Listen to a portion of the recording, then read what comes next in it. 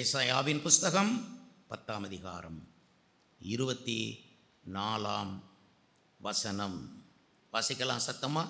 ஆகையால் சீயோனில் வாசமாயிருக்கிற என் ஜனமே, அசீரியனுக்கு பயப்படாதே. அவன் உன்னை கோலால் அடித்து எகிப்தியரை போல தன் தண்டாயுதத்தை உன்மேல் ஓங்குவான். 27ஆம் வசனத்தையும் வாசிப்போம். அந்நாளில் உன் தோளினின்று அவன் சுமையும் உன் கழுத்து நின்று அவன் நுகமும் நீக்கப்படும். அபிஷேகத்தின் நுகம் முறிந்து போ. கர்த்தர் உங்களோடு பேசுவாராக. வேதத்தில் அவ்வளோ இருக்கிறது, அவ்வளவு ரகசியங்கள் இருக்கிறது, அவ்வளவு நமக்கு தேவையான உடைமைகள் அங்கே இருக்கிறது. பெரிய பெரிய பொக்கிஷங்களெல்லாம் வேதத்திலே மறைந்து இருக்கிறது. அவைகளெல்லாம் நாம் எடுக்க வேண்டும். வேதத்தின் ஒவ்வொரு வசனமும் ஒரு முத்து. பிரியமானவர்களே, இந்த வசனத்திலே நாம் வாசிக்கிறோம், சீயோனில் வாசமாயிருக்கிற என் ஜனமே. ஏற்கனவே நமக்கு தெரியும், பாபிலோனின் குமாரத்தி, எருசலேம் குமாரத்தி, சீயோன் குமாரத்தி என்று 3 விதமாக பிரித்து எடுக்கலாம். நிறைய பேர் பாபிலோனின் குமாரத்தியாக இருக்கிறார்கள். பெயர் மட்டும் கிறிஸ்தவருடைய பெயர் வச்சிருப்பார்கள். ஆனால் அவர்களுடைய வாழ்க்கை முறை பாபிலோனை போலத்தான் இருக்கும். பாபிலோன் என்றாலே குழப்பமானது. ஸோ அந்த பாபிலோன் போலவே உலகம் பாபிலோன், பாவத்தோடு கூட உள்ள விக்கிரகாராதனை. பாபிலோனில் என்னெல்லாம் செய்யப்பட்டது பற்றிலா, அரண்மனையிலே மதுபானம், கர்த்தருடைய ஆலய பாத்திரங்களை திருடி கொண்டு வந்து, கொள்ளையடித்து கொண்டு வந்து அதிலே மதுபானத்தை ஊற்றி தேவனுடைய ஆலயத்தையும் தேவனுடைய பாத்திரத்தையும் அசுசிப்படுத்தின பாபிலோன். வேதத்தில் முழு பைபிளில் நீங்கள் படிக்கிறோம், சில இஸ்ரவேலை தவிர மீதி சில முக்கியமான ஜனக்கூட்டத்தை நீங்கள் பார்க்குறீங்க. அவங்கெல்லாம் தேவ ஜனத்துக்கு எதிரி. அது பழைய ஏற்பாட்டோடு முடியவில்லை, புதிய ஏற்பாட்டிலையும் தொடருகிறது. நம்ம எல்லாரும் எகிப்தை குறித்து ரொம்ப பேசுவோம். எகிப்து தேவ ஜனங்களை அடிமைப்படுத்தின ஒரு தேசம், ஒரு குறிப்பிட்ட இன மக்கள். அதான் எகிப்தியரை ஆண்டவர் செங்கடலிலே மூழ்கடித்து அழித்து போட்டார். எகிப்தியரின் கையிலிருந்து தேவ ஜனங்களை விடுவித்தார். இப்படியெல்லாம் நாம் பேசுவது உண்டு. நம்முடைய வாழ்க்கையிலும் எகிப்தியர்கள் வருவது உண்டு. அவர்கள் நம்மை அடிமைப்படுத்தி வைப்பார்கள். அவர்கள் பாவத்துக்கு நம்மை, குறிப்பிட்ட பாவங்களுக்கு நம்மை அடிமையாக்கி அங்கேயே கட்டி போட்டு அந்த பாவத்திலிருந்து நமக்கு விடுதலையே வராது என்ற எண்ணத்தை நமக்குள்ளே நன்றாய் கொடுத்து வைத்திருக்கிற எகிப்து என்கிற அந்த ஆவி, இன்றைக்கும் அந்த ஆவி இருக்கிறது.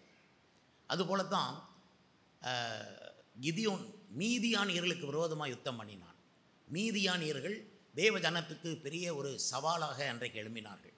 இந்த மீதியானியர்கள் அவர்கள் தேவ ஜனத்தை, மனிதர்களை பணம் கொடுத்து வாங்கினார்கள், அடிமைப்படுத்தினார்கள். பணத்துக்கு அடிமைகளை வாங்கினார்கள், விளைச்சல்களை கெடுத்தார்கள். இஸ்ரவேல் ஜனங்கள் வார்கோதுமையை விதைத்திருப்பார்கள். மீதியானியர்கள் வந்து அந்த வார்கோதுமையை, விளைச்சலை அழித்து விடுவார்கள். இந்த மாதிரி மீதியானியர்கள் அன்றைக்கு கிதியோனுடைய காலத்திலே இருந்தார்கள். இன்றைக்கும் அந்த மீதியானியரின் ஆவி இருக்கிறது. நாம் கஷ்டப்பட்டு பாடுபட்டு சம்பாதிச்ச அந்த விளைச்சலை அவன் அழிச்சிருவான்.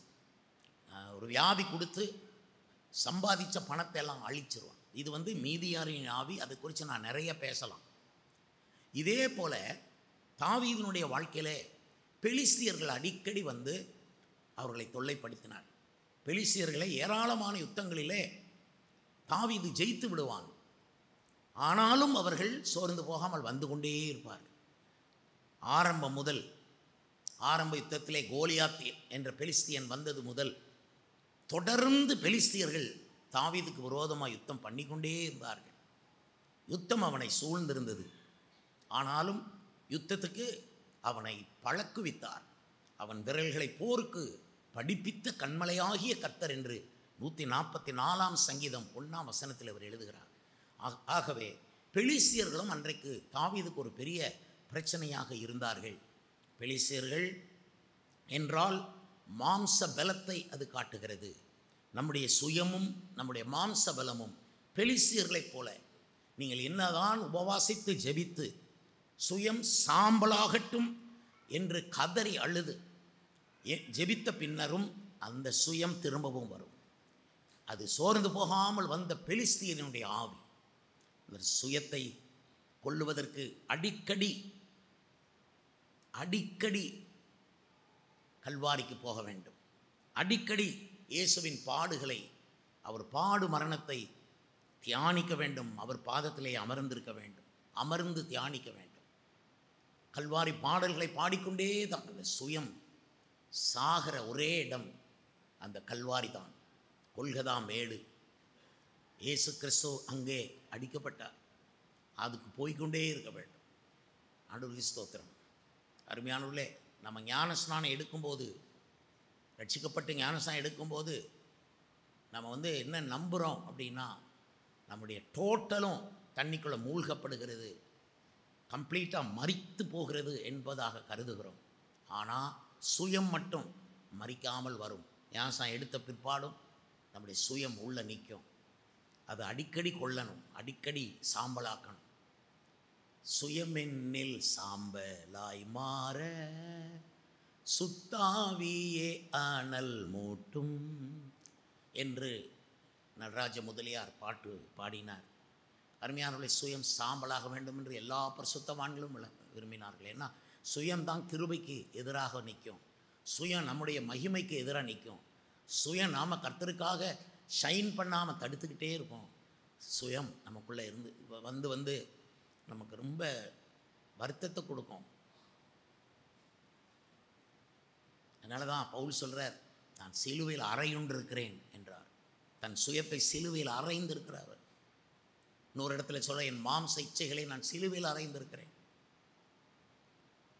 I'm been crucified on the cross. நம்ம சுயம் அதான் பெலிஸ்தியரின் ஆவி.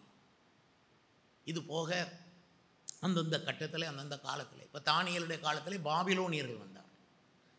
அவர்கள் தேவாலயத்தை இடித்து தள்ளி அங்கே இருக்கிற பொன்னையும் பொற்பாத்திரங்களையும் எடுத்துக்கொண்டு போனதும் அல்ல, மட்டுமல்ல, பொற்பாத்திரம் போல இருந்த அநேக பல கனவான்கள், கல்வியில் நிபுணர்கள், திறமசாலிகள், அழகில் சிறந்தவர்கள், இப்படிப்பட்டவர்களை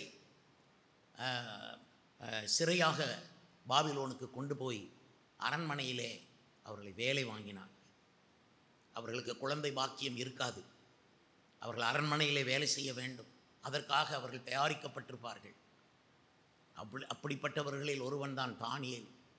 அப்படிப்பட்ட ஒருவர்கள் தான் சாதராக், மேஷாக், ஆபேத்நேகோ. இவரெல்லாம் அரண்மனையிலே வேலை செய்வது அழைக்கப்பட்டவர்கள். அவர்கள் அப்படி ஆக்கப்பட்டவர்கள். இதெல்லாம் யாருடையது? பாபிலோனுடைய ஆவி. நீ கனவானாக இருக்கலாம், அறிவுள்ளவனாக இருக்கலாம், திறமசாலியாக இருக்கலாம், ரொம்ப சௌந்தரியமானா இருக்கலாம், அதையெல்லாம் தவறாக பயன்படுத்துறதுக்கு உன்னை தூண்டுகிறவனே பாபிலோனின் ஆவி.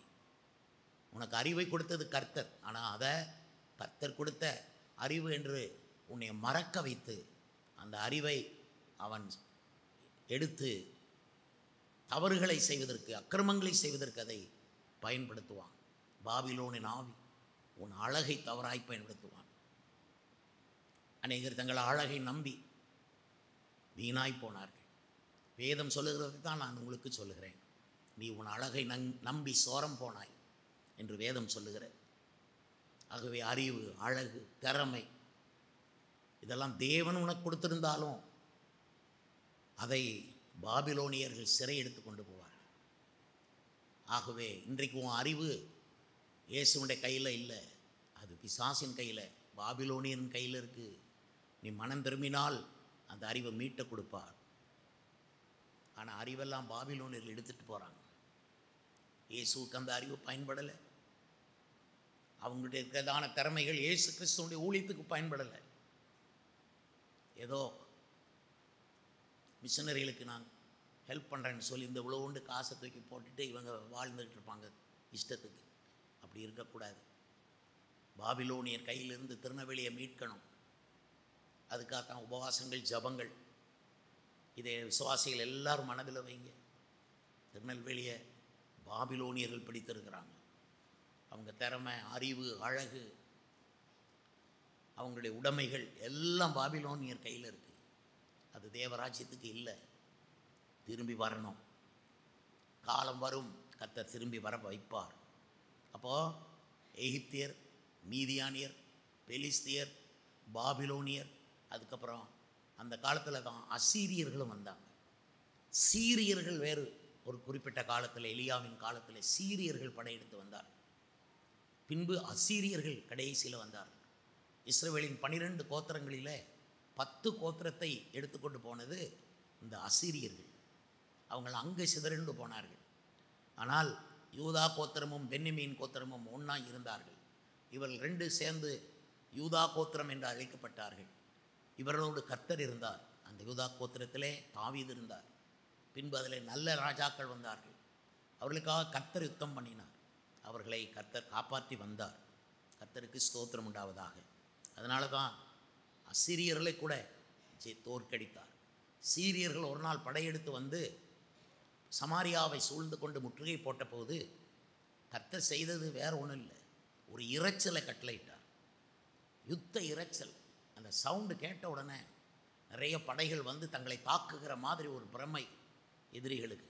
அவள் அத்தனை பேரும் ஐயோ, சமாரியா ராஜா மற்ற ராஜாக்களை தனக்கு உதவியாக அழைத்து அவர்கள் புறப்பட்டு வந்துவிட்டார்கள் என்று பயந்து இருட்டு முடியும் முன்னாலே, விடியற்காலை வரும் முன்பாகவே தங்கள் தெய்வங்களெல்லாம் தூக்கி வீசிவிட்டு ஓடிப்போனார்கள் என்று வேதம் சொல்லுகிறது. கர்த்தருக்கு ஸ்தோத்திரம். ஒரு இரைச்சல், ஒரு சவுண்டு. நான் எப்போவுமே நம்புவேன், கடைசி காலத்தில் ஒரு இரைச்சல், அது பெந்தேகோஸ்த இரைச்சல், அது ஆவியானவருடைய நிறைவின் இரைச்சல், அது பரலோகத்துக்கு சந்தோஷத்தை கொடுக்கும் ஒரு இரைச்சல். அது உண்டாகணும். பரிசுத்தாவின் இரைச்சல் உண்டாகும்போது இந்த சீரியர்கள் எல்லாரும் ஓடிப்போய் விடுவார்கள். பரிசுத்தாவி இறங்கும்போது தான் இந்த ஜாதிகளெல்லாம், இந்த ஆவிகளெல்லாம் ஓடும். அதான் அபிஷேகம் பெற்ற சபைகள் தான் நமக்கு தேவை. பரிசுத்தாவி வரும்பொழுது நீங்கள் பலனடைந்து இந்த விதமான அடிமைத்தனத்திலிருந்து, அந்த அடிமைத்தன நுகங்களை நீங்கள் உடைத்து போட்டு வெளியே வருவீர்கள். அதனால தான் 10ஆம் அதிகாரம் 27ஆம் வசனத்திலே சொல்லியிருக்கிறது ஏசாயாவிலே, அந்நாளிலே உன் தோளில் நின்று அவன் சுமையும் உன் கழுத்து நின்று அவன் நுகமும் நீக்கப்படும், அபிஷேகத்தின் நுகம் முறிந்து போகும். இது எப்படி என்றால், the yoke shall be broken by the anointing. அதுதான் ஆங்கில புஸ்தகத்திலே நீங்கள் வாசித்து பாருங்கள். தமிழில் கொஞ்சம் இந்த டிரான்ஸ்லேஷனுடைய சின்ன மாற்றம் இருக்கிறது. ஆனால் உண்மையான அர்த்தம் என்னவென்றால், நம்மேல் வருகிற அபிஷேகம் சகல நுகங்களையும் முறித்து போடும். அசீரியனுடைய நுகத்தை நம்ம மேலே வர்ற அபிஷேகம் முறித்து போடும் என்று வேதம் சொல்லுகிறது. கர்த்தருக்கு ஸ்தோத்திரம். இப்பொழுது எல்லாரும் மீகாவின் புஸ்தகம் 5ஆம் அதிகாரம் 5ஆம் வசனத்தை எடுத்து வாசித்து பாருங்கள். மீகாவின் புஸ்தகம் 5ஆம் அதிகாரம் 5ஆம் வசனம், 1078ஆம் பக்கம். மீகா புஸ்தகம் 5ஆம் அதிகாரம் 5ஆம் வசனம் சேர்ந்து வாசியுங்கள். இவரே சமாதானக்காரன். அசீரியன் நம்முடைய தேசத்திலே வரும்போதும் நம்முடைய அரண்மனைகளை மிதிக்கும் போதும் 7 மெய்ப்பரையும் மனுஷர்கள் 8 அதிபதிகளையும் அவனுக்கு விரோதமாக நிறுத்துவேன். இந்த அசீரியன் வருவான். அவன் நம்முடைய அரண்மனைகளை மிதிப்பான். என்னன்னா அவன் மதிப்பான்னு அர்த்தம். அசீரியன் சபைகளை மிதிப்பான் என்றால் சபைகளை அவன் அவமதிப்பான். இந்த பெந்தேகோஸ்தே சபை, ஆவிக்குரிய சபை, ஃபுல் காஸ்பல் சர்ச், வல்லமையான சபை, சுவிசேஷ ஊழியத்திலே வைராக்கியம் கொண்ட சபை, இயேசுவின் மேல் பக்தி வைராக்கியம் கொண்ட சபை, பரிசுத்தாவினால் நிரம்பி வழியும் பாத்திரமாய் இருக்கிற சபை. இந்த சபையை அவன் மிதிப்பான் என்றால் அசட்டை பண்ணுவான், அவமதிப்பான். நாங்கள் எங்களுடைய தகப்பனாரும் நாங்கள் பிள்ளைகளெல்லாம் இலங்கையிலிருந்து வந்த பகுதியில் தூத்துக்குடியில் இருந்தோம். அப்பொழுது அங்கேருந்து அந்த ஆவிக்குரிய சபையிலேருந்து ஒரு பாஸ்டர் எங்கள் வீட்டுக்கு ஜெபம் பண்ண வருவார். அவருடைய பேர் நோவா என்பது. அவர் பெரிய ஜிப்பா போட்டு வருவார். அவர் வரும்போது எங்களுக்கு ரொம்ப கஷ்டமாக இருக்கும். அவர் வந்து நிறைய சொல்லுவார், வாங்க ஃபெய்த் ஹோமுக்கு வாங்க, உங்களுக்கு எல்லாம் அங்கே இருக்குது. ஏன்னா என்னெல்லாமோ அவர் சொல்லுவார். நாங்களோ ரொம்ப கஷ்டப்பட்டு கொண்டிருந்தோம். இலங்கையிலிருந்து வந்து ரொம்ப கஷ்டப்பட்டோம். உணவு இல்லாமல் கஷ்டப்பட்ட நேரத்தில் அவர்கள் வந்து அங்கே அவங்க சபைக்கு கூப்பிட்டார்கள். ஆனால் அவர்கள் சொன்ன விஷயங்கள் எங்களுக்கு பிடிக்கவில்லை. அவர்கள் ஜெபம் பண்ணது எங்களுக்கு பிடிக்கவில்லை. என் காரணம், நான் ரட்சிக்கப்படலை. அதனால் அவரை ரொம்ப அவமதித்தோம். அவர் எங்கள் வீட்டுக்குள்ளே வர்றாருன்னு உள்ளே இருந்தே பார்ப்போம். அவர் வாராருன்னு ஒன்று நானும் எங்கள் அண்ணனும் வீட்டு பின்வாசல் வழியாக ஓடிப்போவோம். இப்படியே அவரை அவமதித்திருக்கிறோம். அவருக்கு வந்து ஜெபம் பண்ணிவிட்டு அவர் பாட்டில் போவார். பிந்தி என்னையவே ஒரு ஆவிக்குரிய பாஸ்டராக கர்த்தர் மாற்றினார். கர்த்தருக்கு ஸ்தோத்திரம். அதனால தான் என்னை அவமதிக்கிறவங்க சிலரை கர்த்தர் அனுமதித்தார். நான் ஒரு பாஸ்டரை அவமதிச்சிருக்கிறேன். அதனால் என்னை அவமதிக்கிறதுக்கு உள்ள சூழ்நிலைமை சில ஆட்கள் வழியாக வந்தது.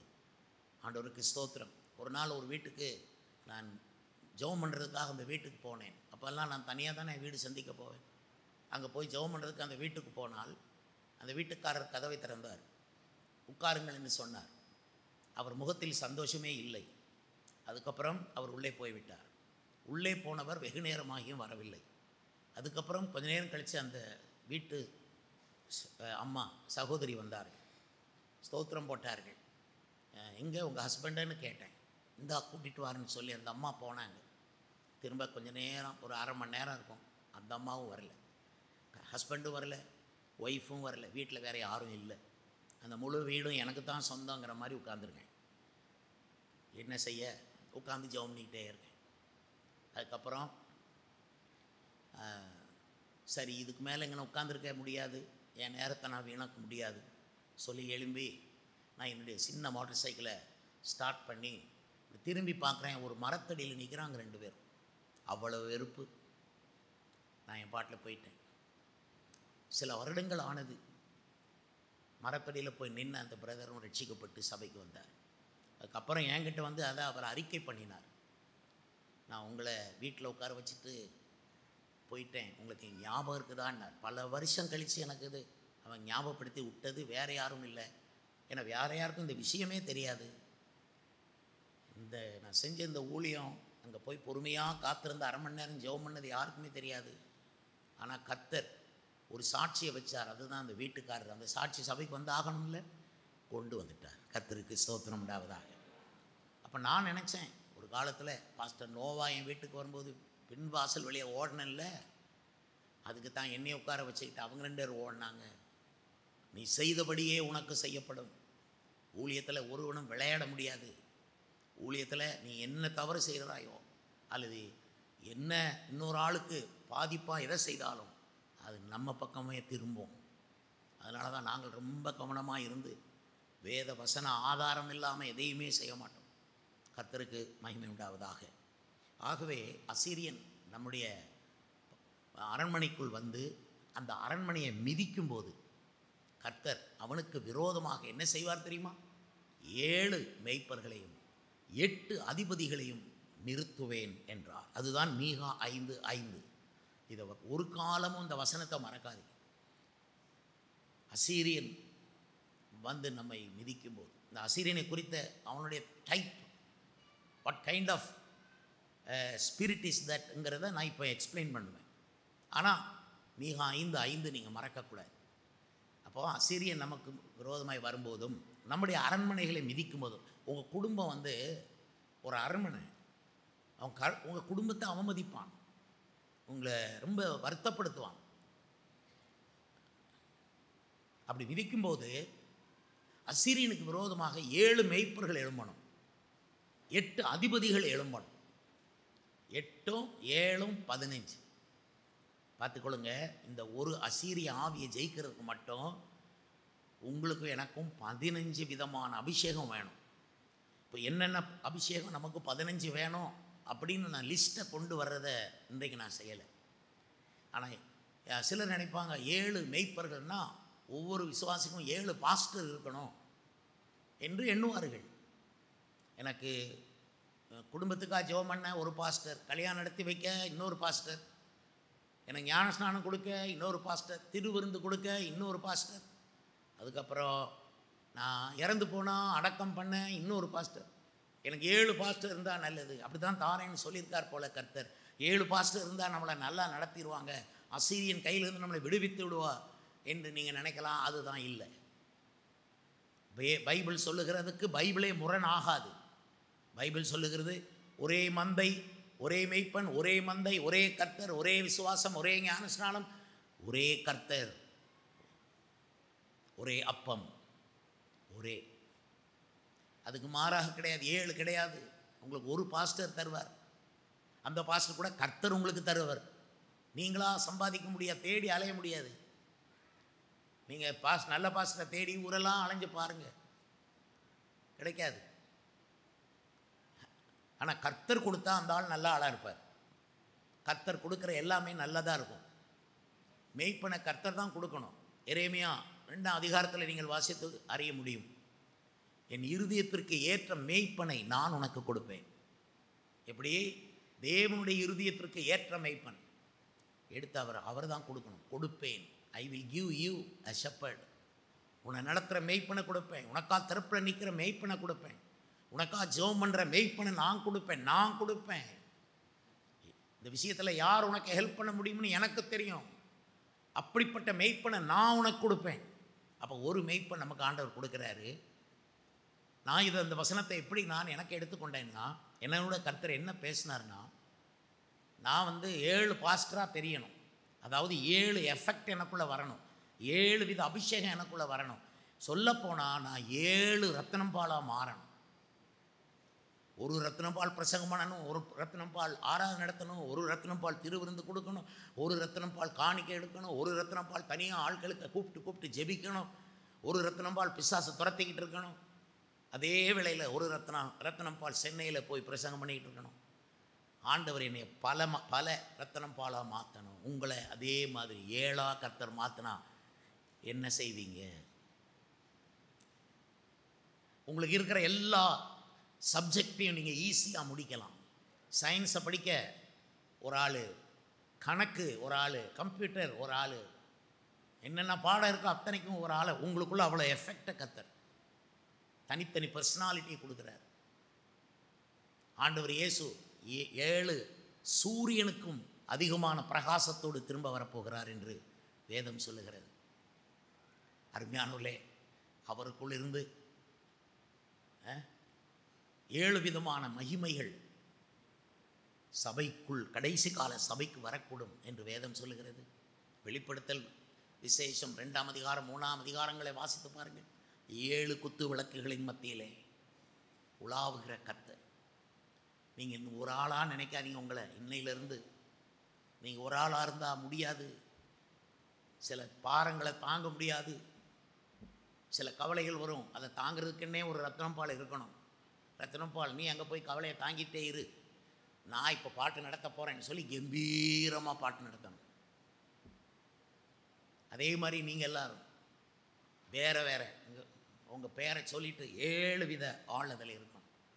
7 வித பீட்டர்சன் அங்கே இருக்கும். எவ்வளோ நல்லாயிருக்கும்! 7 வித அபிஷேகம், 7 வித எஃபெக்ட். சிலது 2 in 1 பார்த்துருப்பீங்க. ரேடியோவும் இருக்கும், மைக்கும் இருக்கும், அல்லது இந்த மாதிரி ஏதோ ஒன்று 2 in 1. இது 7 in 1. இன்னையிலிருந்து நீங்கள் 7 in 1. கர்த்தருக்கு ஸ்தோத்திரம். ஹல்லேலூயா, ஹல்லேலூயா. உங்கள் லைஃபுக்கு தேவையான 7 முக்கிய காரியங்களை நீங்கள் சமாளிப்பீங்க, புரிந்து கொள்வீங்க, ஜெயிப்பீங்க.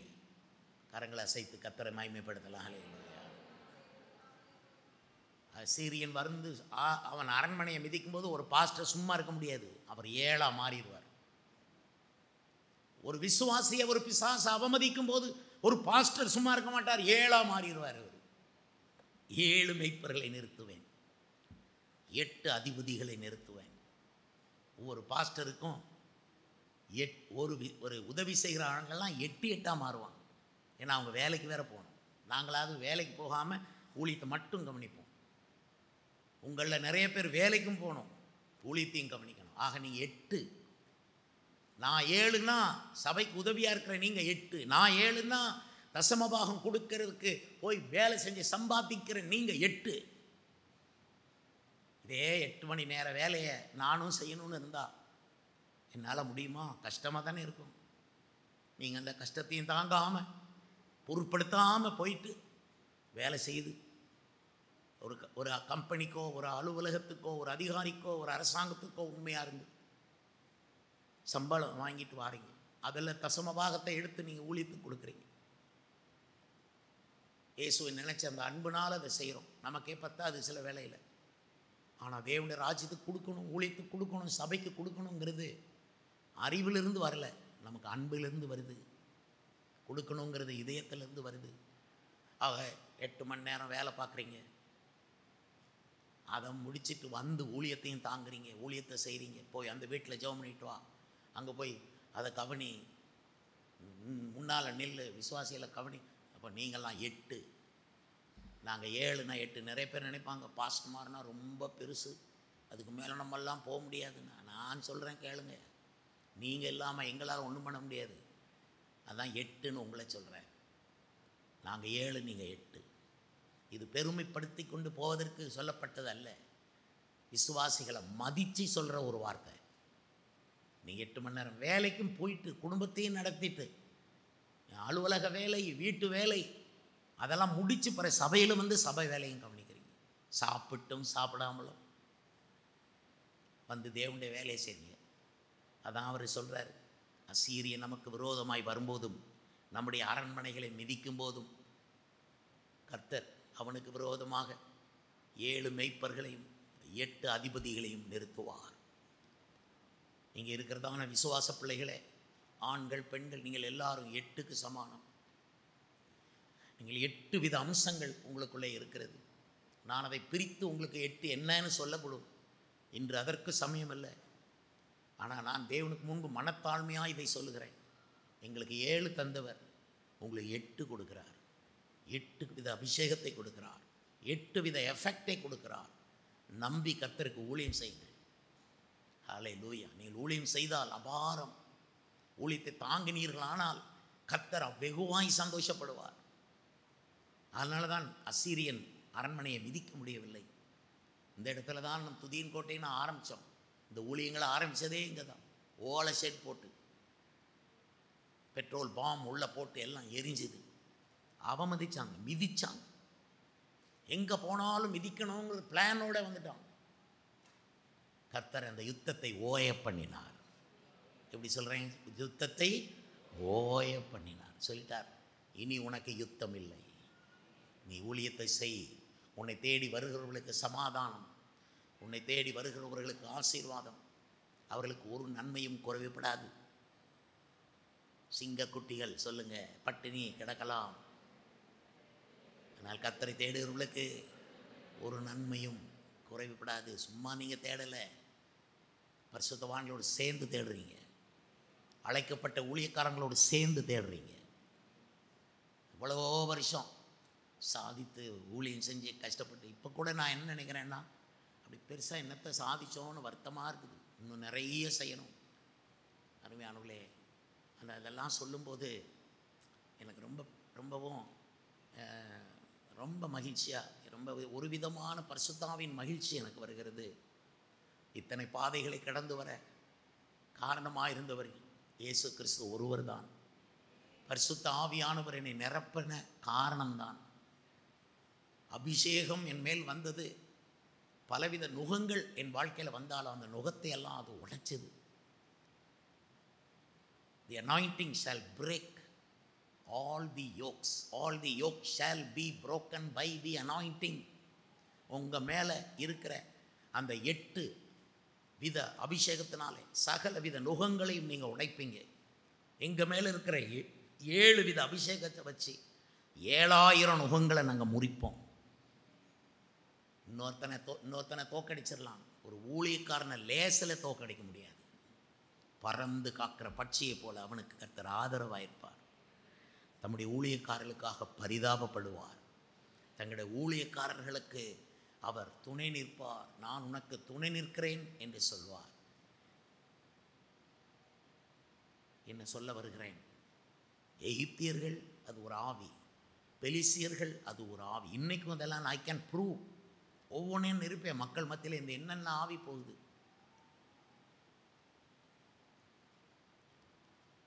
எசபேலின் ஆவி கூட கடைசி காலத்தில் வருது. வெளிப்படுத்தின விசேஷம் 2ஆம் அதிகாரம் 20ஆம் வசனத்தை வாசித்து பாருங்கள். இது ஏசபேலுடைய ஆவி. அது இந்த அம்மா என்னைக்கோ வாழ்ந்து நாட்டை கெடுத்து செத்து போச்சு. கொல்லப்பட்டு செத்து போச்சு. ஆனால் அந்த ஆவி வெளிப்படுத்தின விசேஷத்தில் கூட சபைகளுக்குள்ள நுழையுது. அப்படின்னா எசபேலின் ஆவி வந்து அது சன்மார்க்க நெறிமுறையை கெடுக்கும் ஆவி. பிள்ளைகள் பெற்றோருக்கு அடங்க மாட்டாங்க, பெற்றோர் பிள்ளைகளை நேசிக்க மாட்டாங்க, கணவன் மனைவியின் மேல் அன்பு கொள்ள மாட்டார், மனைவி கணவனுக்கு கீழ்ப்படிய மாட்டார். இதுதான் இசபேலின் ஆவி வந்தாச்சுன்னா தாறுமாறுகள் உண்டாகும். அதனால தான் நம்ம தேசத்தில் இந்த நிலைகள்லாம் ஏற்பட்டிருக்கு. தவறான மாடல், தவறான வாழ்க்கை முறைகளை அவர்கள் வைத்திருக்கிறார். இந்த ஆவிகளை அவங்களுக்கு சுட்டி காட்டணும். நீ எய்த்தின் ஆவியில் அடிமைத்தனத்தில் இருக்காத, மனம் திரும்பி ரட்சிக்கப்பட்டு செங்கடலை கடந்துரு. என்ன அர்த்தம்? ஞானஸ்நானம் எடுத்துரு. செங்கடல்னா ஞானஸ்நானம் எடுத்துட்டு வெளியே வா. வனாந்திர சோதனைக்கு பயப்படாதே, எரிகோ கோட்டைக்கு பயப்படாதே, முன்னால் நிற்கும் பெருசா. வாய் திறந்து துதி, அது உடையும், முன்னேறிப்போ. இப்படி தான் அவங்கெல்லாம் வந்தாங்க.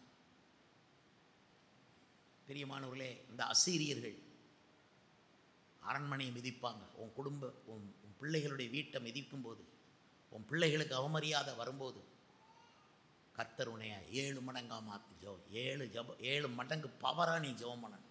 8 மடங்கு பவராக ஜெபம் பண்ணணும். அப்போ கர்த்தர் அதை மாற்றுவார்.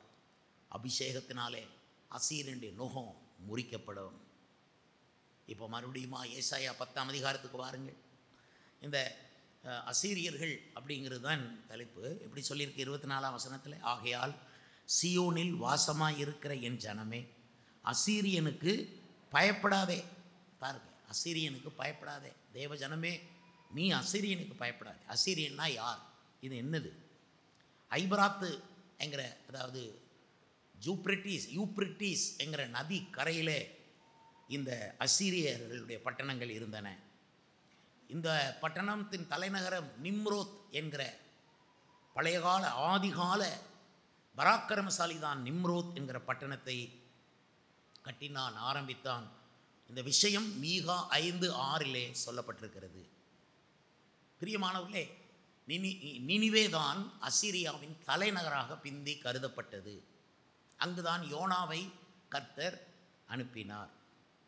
நாகூம் என்கிற தீர்க்கதரிசி புஸ்தகத்தை பைபிளில் படிக்கிறீர்கள். அவன் அசீரியாவுக்கு விரோதமாய் தீர்க்க தரிசனம் சொன்ன மனுஷன், தீர்க்கதரிசி. அப்போது அசீரியாவுக்கு விரோதமாக தீர்க்க தரிசனம் சொன்ன ஆள் யார்? நாகூம் என்ற தீர்க்கதரிசி. அந்த அசீரியாவினுடைய ராஜாக்களை பற்றி பைபிளில் அங்கங்கே இருக்குது.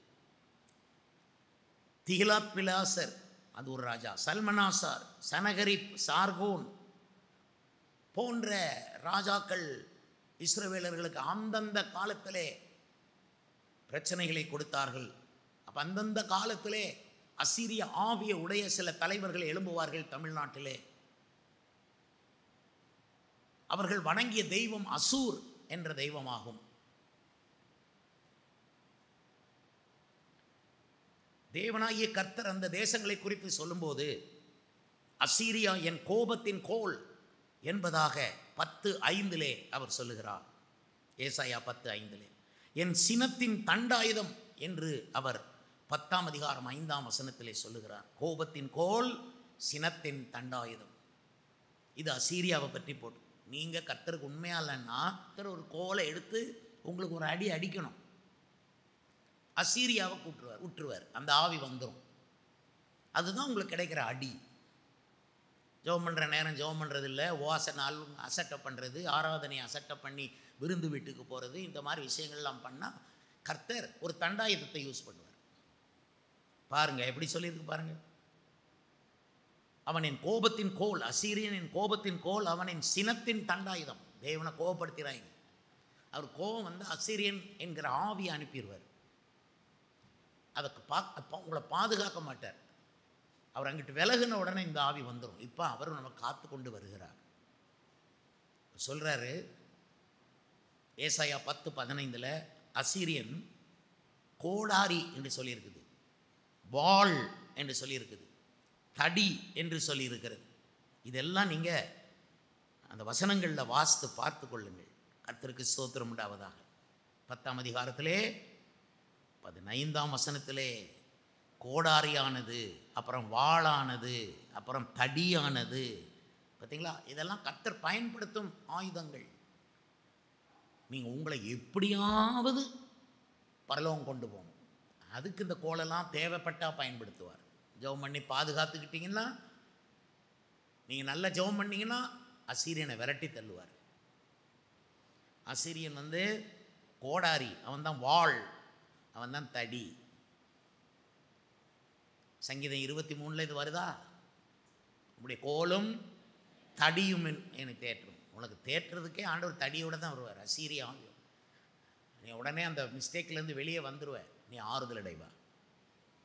அந்த அவன் வரல, அடி கிடைக்கலன்னா நீ திருந்த மாட்ட. சில அடி வேணும். தகப்பன் சிட்சியாத புத்திரன் உண்டோ? கையை உயர்த்தி சத்தமாக எல்லாரும் சொல்ல வேண்டிய வசனம். தகப்பன் சிட்சியாத புத்திரன் உண்டோ? இன்னொரு வார்த்தை சொல்லுங்க. கையை நல்லா இப்படி உயர்த்தினா பத்தாது, நல்ல கையே மேலே போயிடணும். கர்த்தர் எவன் மேல் அன்பாயிருக்கிறாரோ அவனை சிட்சிக்கிறார். நம்ம மேலே இருக்கிற அன்பு கை கையில் போடுங்க. நம்ம மேலே இருக்கிற அன்புனால தான் வாள், தடி, அப்புறம் கோடாரி.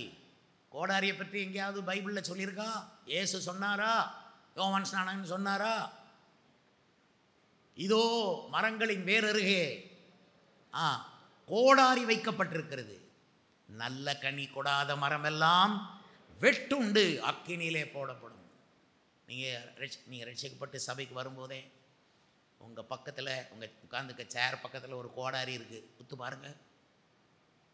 நல்ல கனி கொடுக்கலை, வெட்டுண்டு அக்கினியிலே போடப்படுவீர்கள். எங்களுக்கு கால்கடியிலையும் கோடாரி இருக்குது, உங்களுக்காவது ஒரு கோடாரி, எங்களுக்கு 7-8 கோடாரி இருக்கும். கர்த்தருக்கு ஸ்தோத்திரம். கோடாரி மரத்தின் வேரருகே. மரத்தின் வேர். நீ எங்கே வேர் விடுறியோ பார்த்துக்க. இந்த சபைக்கு வந்தாச்சா வேர் விடணும், தப்பிச்சிருவோம். துன்மார்க்கருடைய வழியில் போய் வேர் விடப்படாது. பரியாசக்காரர் இடத்துல போய் வேர் விடப்படாது. குடிகாரங்கிட்ட போய் பேச்சு என்ன உனக்கு? சகவாசம் எதுக்கு? ஜெபம் பண்ணணும். ஆண்டவரே, எனக்கு நான் பிஸ்னஸ் பார்க்குறேன், எல்லாரும் தான் வருவாங்க, குடிகாரங்க வருவாங்க, ஆனால் நான் ஜெபம் பண்ணுறேன், நான் உம்முடைய பிள்ளை, குடிகாரனே வராத ஒரு பிஸ்னஸ் எனக்கு தாங்க. எனக்கு வர்றவெல்லாம் குடியாரனா இல்லாமல் இருக்கணும், நல்லவனாக இருக்கணும். கேட்டால் தரமாட்டாரா? கேளுங்கள், உங்கள் சந்தோஷம் நிறைவாயிருக்கும்படி பெற்றுக்கொள்வீர்கள். பிரதர், இயேசுவால் கூடாததுன்னு எதுவுமே கிடையாது, அவர் செய்ய வல்லவர். அதனால தான் அசீரியர்கள் கோடாரி, வாள், தடி, சன்னல் பின்னலான செடி.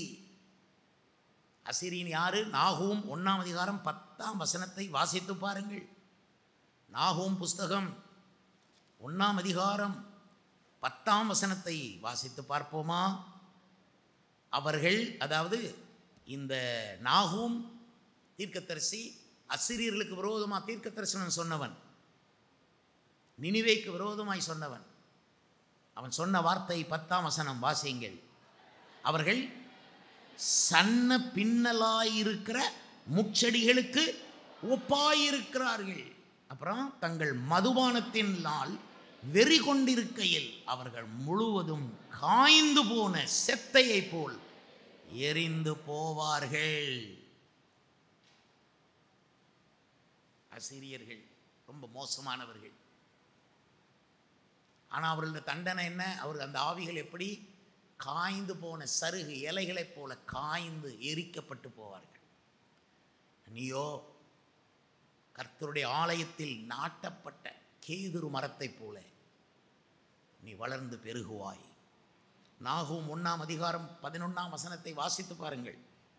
கர்த்தருக்கு விரோதமாய் பொல்லாத நினைவுகள் கொண்டிருக்கிற துராலோசனைக்காரன் ஒருவன் உன்னிடத்திலிருந்து புறப்பட்டான். இதுதான் அசீரியனுடைய ஆவி, துர் ஆலோசனை சொல்லுகிறவன்.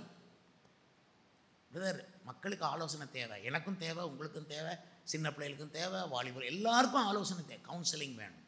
தப்பாக கொடுத்துட்டாங்கல்ல, யார் இடத்துல ஆலோசனை கேட்க போவீங்க? நீங்கள் வேதம் தெரியாதவனையும் வேதத்தை பரியாசம் பண்ணுறவனிடத்துலையும் நீங்கள் ஆலோசனை கேட்க போவீங்களா? ஜோசிக்காரன்ட்டு போய் ஆலோசனை கேட்க போவீங்களா? பரிசுத்த ஆவியால் நிரப்பப்பட்டு கர்த்தருக்காக காத்திருக்கிற உத்தம இருதயத்திலிருந்து வரக்கூடிய ஒன்று தான் தேவ ஆலோசனை என்பது. அந்த ஆலோசனை வேண்டுமானால் நீங்கள் தேவனுடைய வீட்டுக்கு வாங்க. The house of God. உன் வீட்டில் உனக்கு துரோகம் பண்ணுறவங்க யாரும் இருக்க மாட்டாங்க. வெளியில் நிறைய துரோகம் பண்ணுறவங்க இருக்காங்க, ஆனால் வீட்டில் இருக்க மாட்டாங்க. அதே மாதிரி கர்த்தருடைய வீட்டில் உனக்கு துரோகம் பண்ணுறவங்க இல்லை, உனக்காக கதறுகிறவங்க, அழுது ஜெபிக்கிறவங்க இருக்கிறாங்க. ஆகவே நீ கர்த்தருடைய பிரசன்னத்தினால் மூடப்படு. Be covered by the presence of God. சன்னல் பின்னலான முச்செடி அப்படின்னா என்னென்னா ஒழுங்காக வளராது. இது சில விசுவாசிகள் அப்படித்தான், இவங்க ஒழுங்காக வளர மாட்டான். ஒரு வாரம் இங்கே அங்கே ஒரு வாரம் அங்கன்னு இப்படியே போய்கிட்டு இருந்தால் வளருவோம். ஆனால் சன்னல் பின்னலாக பின்னி கிடக்கிற முச்செடி போல வளர்ந்துருவோம். அப்புறம் முடிவு என்ன? சுட்டரிக்கப்படுவதே அதன் முடிவு. ஆனால் பாருங்கள், நீதிமான பற்றி என்ன போட்டிருக்கு? பனையை போல செழித்து ஒரே மாதிரி வளருது. நீதிமான் ஒரே மாதிரி வளருவான். சன்னல் பின்னலான முச்செடி போல வளராதே. உனக்கு உபதேசம் வேணும், சபை தான் உனக்கு உபதேசம் கொடுக்க முடியும், வேறு எவர் கொடுப்பா? நீயும் வேறு யாருக்கும் தான் அடங்குவ. நல்ல வேளை சபை கர்த்தர் உன்னை கொண்டு வந்து உன்னை நல்லா உபதேசம் கொடுத்து காப்பாற்ற நினைக்கிறார். சன்னல் பின்னலான முச்செடி அசீரியன் உன் வீட்டுக்குள்ளே வந்துடக்கூடாது. அப்போ வீடு ஜாமான்லாம் அங்கேயும் இங்கேயும் தாறுமாறாக கிடக்கும். சீப்பு காய்கறி கூடைக்குள்ளே கிடக்கும், கத்தி பெட்ரூமில் கிடக்கும். கத்தி எங்கேன்னு கத்தி கத்தி கத்தி கத்தி கத்தி எங்கேன்னு கத்தி கத்தி அலைவீங்க.